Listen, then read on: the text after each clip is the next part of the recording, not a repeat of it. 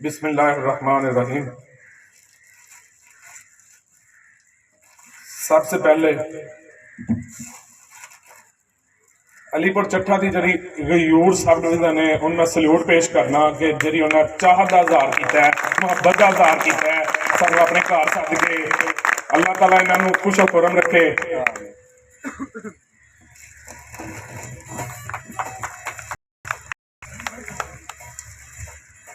इन्हों का साढ़े उत्ते एक एहसान है इंशाअल्लाह, और अल्लाह के फजल नाल असीं एहसान भुल्लण वाले नहीं।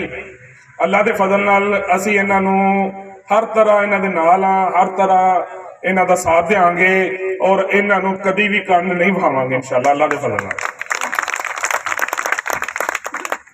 बाकी रह गई जी गल कमां दी, कम इंशाअल्लाह साडी पहली तारफी मीटिंग हुई सी सीओ साहब नाल, और अल्लाह के फजल नाल जिहड़े साथी उत्थे मौजूद सन वो इस चीज़ तो आगाह ने कि बड़ी अच्छी बड़े अच्छे फ्रेंडली माहौल च मीटिंग हुई सी। और नैक्सट इंशाअल्लाह एजेंडे दे विच सारे कीडरां दे काम होणगे, और जिस तरह 2016 तो पहले होंदे सन उंज ही होणगे। फिंगर टिप ते ने डार साहब दी सारे दे सारे काम इंशाअल्लाह अल्लाह के फजल नाल डार साहब दी फिंगर टिप ते ने।